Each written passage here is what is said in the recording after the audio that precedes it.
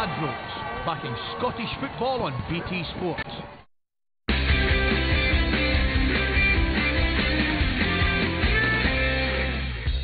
At Fir Park today, a big moment in the second half turned this game maroon. Carl McHugh sent off and Hearts capitalised.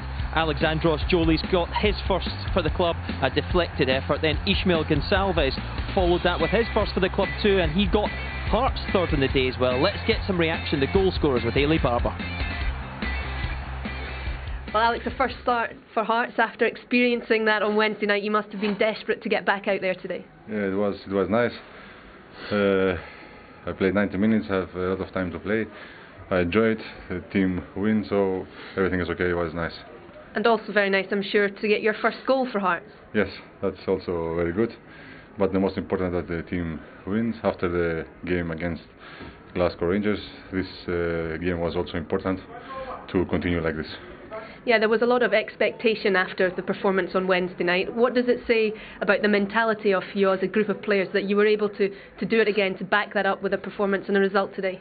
Of course, in football you have to, every time, every game you have to show that you are strong, and you cannot stay back and think we won last game, so every game you have to continue like this. And a couple of goals for the man next to you, is Matt. Finally opening your very early opening your Hearts account, and with 2 goals, it must be good as a striker to get that done early. Of course, it's very good for the confidence, but the most important is the 3 points, and the team is improving. And I think we did a good game, and it's all. I'm happy to score 2 goals. I was on the way of the goals in Cyprus, so I'm happy I keep scoring. You seem to have come in, a lot of the new players, and gelled very quickly together. What's been behind that?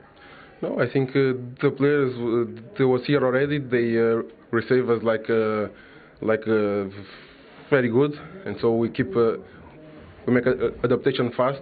So it's very easy like this. It's good voice on the dressing room. Well done today, Isma. You are the man of the match. Alex, I'll let you do the honours. Thank you. Congratulations, my friend. Thank you. Looks pretty happy, doesn't he? Stephen Craigan and Chris Sutton are here. You've had a busy day. Straight back down for the analysis after the match. No doubt it turned the game, didn't it, on the Carl McHugh red card? Yes, it did, and only anyone connected with Motherwell would think otherwise than a red. It was a red. It was endangering an opponent, and I don't like the way Andrew Dallas gives his cards out. I have to say that, but I mean, you know, that's a poor challenge. As soon as you come off your feet like that, you're going to cause yourself a problem. Excessive force. Excessive force, absolutely. And from that angle, I think in fairness to Stephen in the commentary box, at his first impressions it was a yellow, but then after you did change to a red. I think when you see the high behind and it slowed down, I think it's very similar to the Scott McDonald one.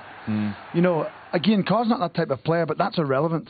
But, you know, when you see the speed of the tackle and an open play, for a referee to make that call and be so strong about it, he has to be 100%. He was very, very quick on it. So he was right, though. Well, he was, because when you follow through, the minute you go off the ground, you're giving the referee a decision to make. And the referee made the decision, obviously, to give it a red card. Motherwell tried to fight after that, but it was always going to be an uphill struggle, wasn't it? I thought they were better with 10. You know, they had more attempts in goal. They got down the sides a little bit better. Stephen Pearson came on. Pearson came on. They seemed to have more energy about them. You know, and I said sometimes when you go down to 10 men, it galvanises you a little bit. But, you know, getting the first goal for Hearts was crucial. They had to try and take the sting out of it. They had to try and take the game away from Motherwell and use that extra man advantage. It comes from a wicked deflection, but, you know, from Hearts' point of view, it's just about getting the goal. I'm not having the goalkeeper there. He has to get his feet moving. It takes a deflection, it loops up, and, you know, Mark McGee might think that that's unlucky. He's not far away from that, but he doesn't get a step back. He should react. I think that's a little bit harsh, because as soon as it takes a deflection, it goes straight up into the air. It goes with it, but he can react. But the goalkeeper's set for the shot and the pace of it. You'll be seeing it in slow motion, but when it's in full pace, he should get a step in there, Steve. I think he'll be disappointed. The next time we go to do a game, you stand in goals, I'll take a deflection from the edge of the box and see if you can jump 12 foot in the air and keep it. I don't think we won't do that. Well, we won't. We can do that. I'll save it. Yeah. Okay, good. Should we hear from Ian Cathro now? He must be delighted. Back-to-back victories. He's with Ailey now. Well, Ian, back-to-back wins after the expectation on your side after Wednesday's victory. How pleased are you? Yeah, we're pleased. We're pleased it took a big effort from us.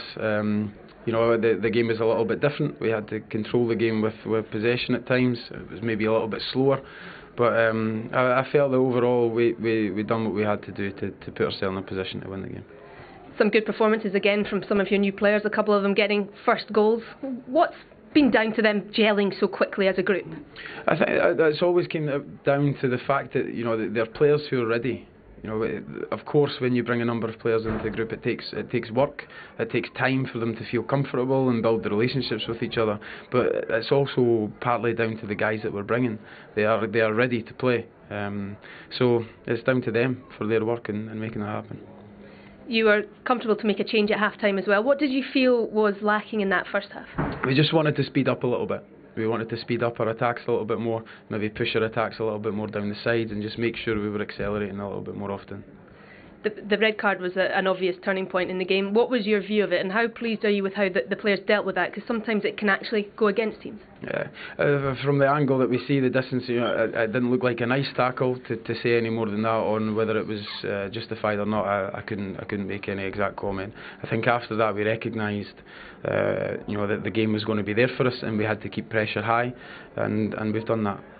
The Edinburgh Derby to come, of course, next week in the Scottish Cup. How different a group do you feel you are now than perhaps when the draw was made?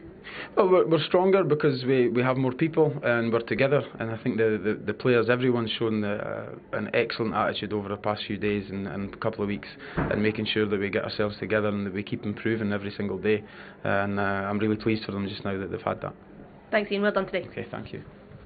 He must be especially happy that he spoke his well new there, signings. Darryl. Yes, you've made that point a few times recently. You've got something about this not speaking well. Well, because people have criticised him for the way that he's spoken, any names? Stephen. Any names?